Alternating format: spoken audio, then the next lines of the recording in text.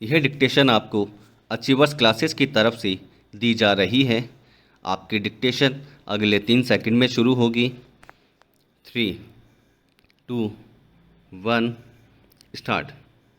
सफ़र कैसा भी हो अच्छा ही होता है। इसमें अनुभव के साथ साथ कई अच्छी बुरी और सच्ची कहानियाँ जुड़ती हैं, तो कुछ रहस्यमय किस्से और ज़बरदस्त अफवाहें भी। दिल्ली से रेल के द्वारा कालका पहुँचने और कालका से टॉय ट्रेन लेकर शिमला जाने का कार्यक्रम बनाया। मुझे रेल की खिड़की से गुजरते हुए दृश्यों को देखना बहुत ही अच्छा लगता है। ऐसा लगता है कि रेल की गति के साथ तेज़ी से चीज़ें पीछे छूटती जा रही हैं। मैं दिल्ली से निकलने के बाद देर तक घर, गांव, बागों और पेड़ पौधों को देखता रहा और कालका पहुंचा तो मन इतना हल्का हो गया था कि सब कुछ अच्छा लगने लगा। मुझे महज 1 घंटे के इंतज़ार के बाद शिमला के लिए रेल मिल गई। अब सब कुछ वैसा ही हो रहा था जैसा मैंने सोचा था। यह पूरा सफ़र चीड़ और देवदार के जंगलों से होकर गुजरता है। कई दृश्य और स्टेशन ऐसे होते हैं कि दिल चाहता है कि यहीं पर उतर जाएं। हिमाचल प्रदेश के सोलन ज़िले में स्थित बड़ोग का रेलवे स्टेशन भी कुछ ऐसा ही है। यहाँ तक पहुँचने का रास्ता भी पहाड़ियों से होकर आता है। यह बाकी के स्टेशनों से कहीं ज़्यादा खूबसूरत और मनमोहक है। बड़ोग स्टेशन पर जैसे ही रेल रुकी मैं भी उतर गया। रेल रवाना हो गई और मैं यहीं रह गया। अपने इस पागलपन पर थोड़ा बहुत पछताया भी। खैर, जो हुआ अच्छा ही हुआ। अगर अपने मन की नहीं सुनता तो इतने खूबसूरत टूरिस्ट डेस्टिनेशन के बारे में शायद ही कभी इतने करीब से जान पाता। रेल से उतरने के बाद मैंने चाय पी और आसपास ठहरने और घूमने की जगहों के बारे में पता किया तो कई कहानियों और ज़बरदस्त अफवाहों से परिचय हुआ। बड़ोग निसंदेह बहुत ही खूबसूरत है, लेकिन इसकी एक छोटी सी पहचान एक बूतहा रेलवे स्टेशन भी बन गई है, जो कि बड़ोग सुरंग नंबर 33 के नाम से जाना जाता है। ऐसा बताया जाता है कि इस सुरंग को बनाने की जिम्मेदारी कर्नल बड़ोग को दी गई थी। सुरंग बनाने के लिए उन्होंने सबसे पहले पहाड़ का इंस्पेक्शन कर 2 छोर पर मार्क लगाए और मज़दूरों को दोनों छोर से सुरंग खोदने के ऑर्डर दिए। उनका अंदाज़ा था कि खुदाई करते करते दोनों सुरंगें बीच में आकर मिल जाएंगी, लेकिन ऐसा हुआ नहीं। उन पर ब्रिटिश सरकार ने ₹1 का जुर्माना लगा दिया। इससे वे परेशान हो गए और सुरंग के नज़दीक ही खुद को गोली मार ली। कर्नल बड़ोग की मौत के बाद सुरंग पर फिर से काम शुरू किया गया। उन्हीं के नाम पर सुरंग का नाम बड़ोग सुरंग रखा गया। कहा जाता है कि कर्नल बड़ोग की मौत के बाद यहाँ अप्रिय घटनाएं होने लगी। लोगों को तो उनकी आत्मा दिखाई देने लगी। कई लोग तो ऐसे मिले जो यहाँ उनके चिल्लाने की आवाज़ सुनने का दावा कर रहे थे। खैर, मुझे ऐसा कुछ भी सुनाई और दिखाई नहीं दिया।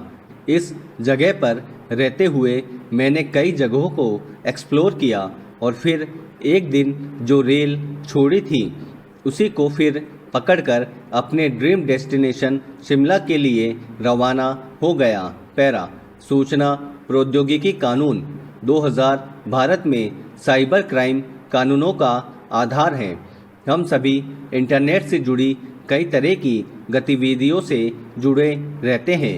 इन सभी को सुरक्षित करने के लिए एक अधिनियम बनाया गया जिसे हम आईटी अधिनियम 2000 कहते हैं।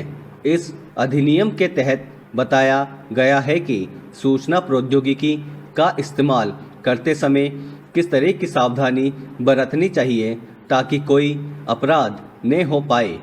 आईटी अधिनियम की धारा 67 के तहत चाइल्ड पोर्नोग्राफी को अपराध घोषित किया गया है। इसके तहत पहली बार अपराध करने पर 5 साल का कारावास और 10 लाख रुपए का जुर्माना।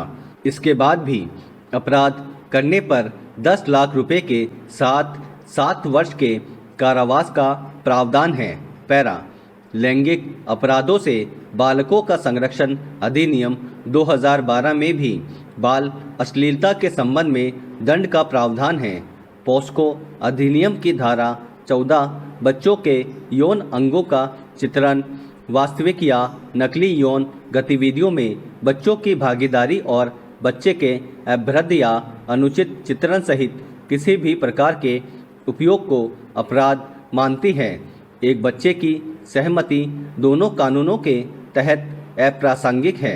कुछ अंतर्राष्ट्रीय संगठन जैसे ट्रिपलाइन नियमित रूप से दुनिया भर में इस तरह के मामलों की निगरानी करते हैं। वे अपराधियों के आईपी पते को ट्रैक करते हैं और संबंधित देशों के गृह विभागों को भेजते हैं। फिर राज्य पुलिस को सूचना अग्रेषित की जाती है जो इसे आगे आवश्यक कार्रवाई करने के लिए जिला स्तर के अधिकारियों को भेजता है। पैरा इंटरपोल और इंटरनेट वॉच फाउंडेशन की मदद से केंद्र ने पिछले 4 महीनों में चाइल्ड पोर्नोग्राफी की 3500 से अधिक वेबसाइटों को ब्लॉक करने में कामयाबी हासिल की है। इंटरपोल बाल यौन शोषण वाली वेबसाइटों तक पहुंच प्राप्त करने का एक मुख्य स्रोत है। सिर्फ चाइल्ड पोर्न ही समस्या नहीं है, हर तरह की पोर्न सामग्री पर लगाम जरूरी है। उच्चतम न्यायालय केंद्र से इंटरनेट पर सभी प्रकार की पोर्नोग्राफी को रोकने के लिए तरीके और साधन खोजने के लिए कह चुका है। न्यायालय ने कहा था कि अश्लीलता भारतीय कानून के तहत एक अपराध है और इसे निरंतर नहीं होने दिया जा सकता। पैरा कुछ दिनों पहले एक आदमी मेरे पास आया। वह आत्महत्या करना चाहता था। 5 साल पहले वह 3000 करोड़ का मालिक था। फिर उसने स्टॉक मार्केट में पैसा लगाया पर दाव उल्टा पड़ गया। जब वह मेरे पास आया तब वह सिर्फ 250 करोड़ का मालिक रह गया था।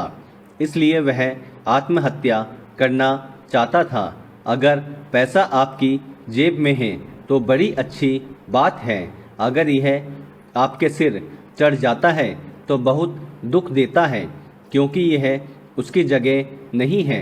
दौलत का काम है आपके लिए सुख सुविधा जुटाना। पैसा सिर्फ एक साधन है जो हमारा बनाया हुआ है। हम बेमतलब ही इसको बहुत बड़ा बना रहे हैं। सवाल है कि यह बुरा है या अच्छा। यह दोनों में से कुछ भी नहीं है। दरअसल आपको जो चाहिए वह है खुशी और आनंद। मुश्किल यह है कि आप मान बैठे हैं कि दुनिया में पैसा आपके लिए यह खरीद सकता है। पैसा आंतरिक खुशहाली और आनंद नहीं दे सकता। क्या इसका मतलब यह है कि आपके पास दौलत नहीं होनी चाहिए? ऐसी बात नहीं है। आपको अपनी प्राथमिकता समझनी होगी। दोस्तों, अगर आपको इस डिक्टेशन की कंप्लीट आउटलाइन प्राप्त करनी हो तो आज ही हमारे टेलीग्राम ग्रुप से उसे प्राप्त कर सकते हैं, जिसका लिंक डिस्क्रिप्शन में दिया गया है। और आगे भी अगर आप इसी तरह की डिक्टेशन और आउटलाइन प्राप्त करना चाहते हैं तो बेल आइकन पे क्लिक करना ना भूलें और सब्सक्राइब करें। Thank you.